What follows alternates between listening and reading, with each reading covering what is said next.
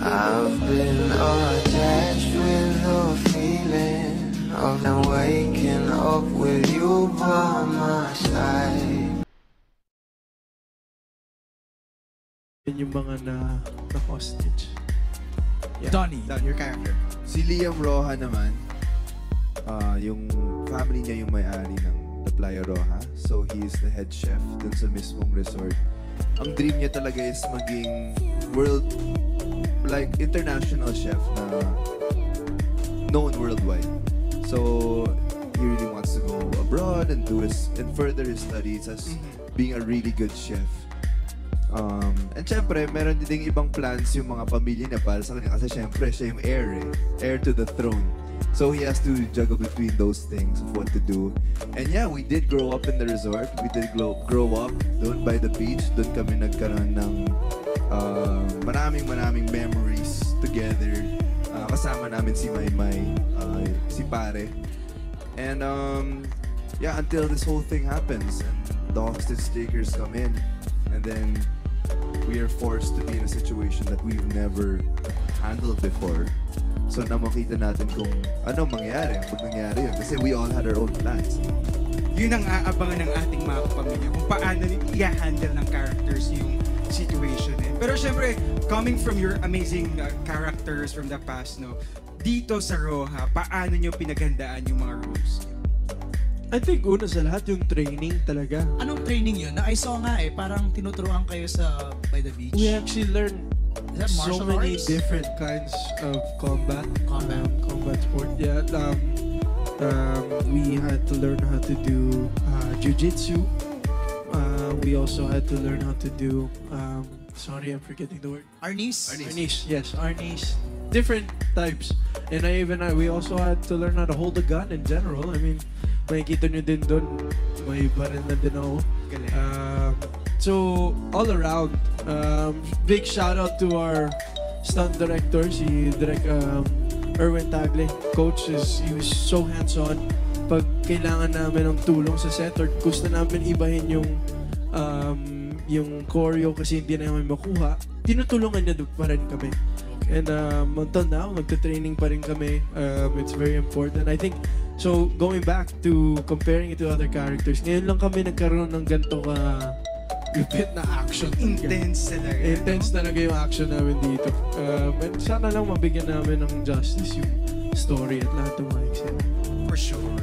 Donnie, your preparation. I think the biggest prep I had to go through was probably mentally. Kasi our characters go through a lot.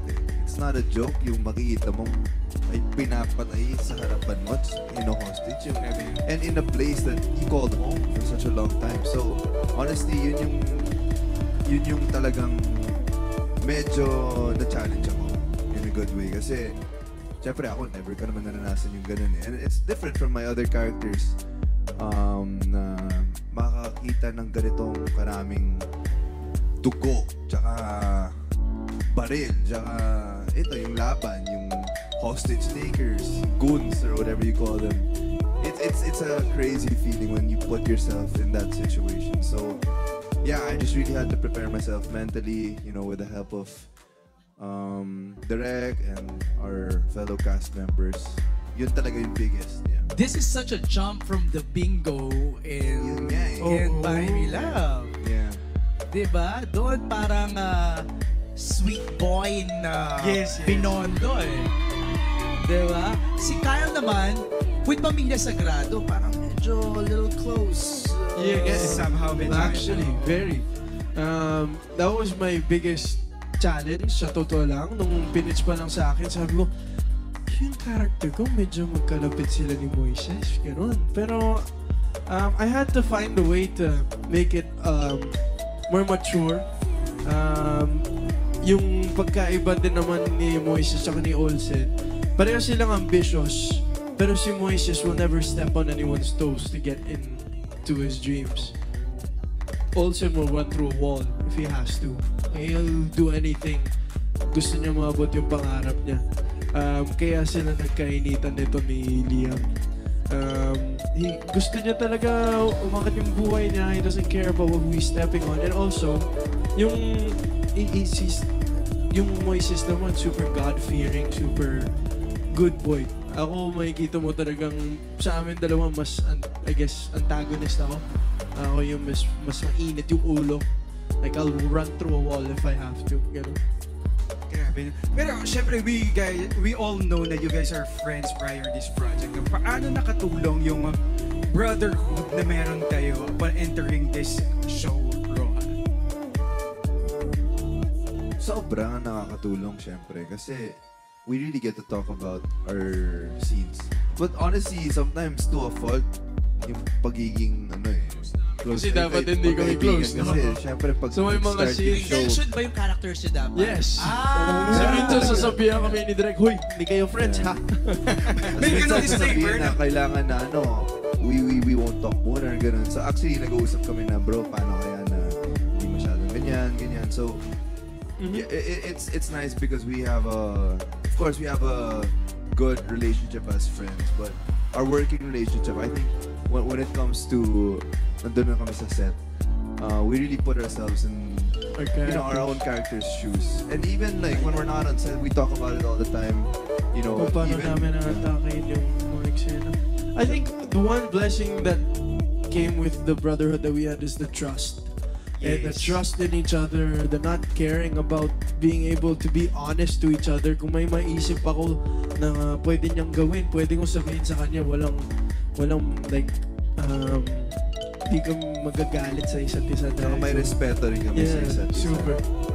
This is something we dreamed about ever since. I've known him for all my career, pretty much. Yeah. So, for us to work on this big of a project together, talagang nagpapasalamat kami sa Dreamscape. It's a blessing to work with Una you, kami brother. nag-meet nito, mixed VJ pa ako nun. Throwback? 2016, 2017. And you're interviewing him. 2016. Ano pa yan? 12 years old The pa lang Voice yan. Kids. Oo. At na-memorize niya yung kanta ko Favorite song hanggang ko yun ngayon. yung, ano yun? You and Me could be a perfect melody. 12 years old ako nung lumabas yung Grabe yun. kanta. Nandun kami sa Cebu. Tapos, yung kinakanta niya yung song na yun. Tapos, naalala ko, same flight pa kami, pauwi. Doon kami una talaga nag-usap, ganun. And then from there, I mean, we kind of had this brotherly relationship already. And that was like, what, 8 years ago, bro? 9. 9 na ba? 9 years ago. So, isipin mo, like, it's really nice that we get to do something na Yeah.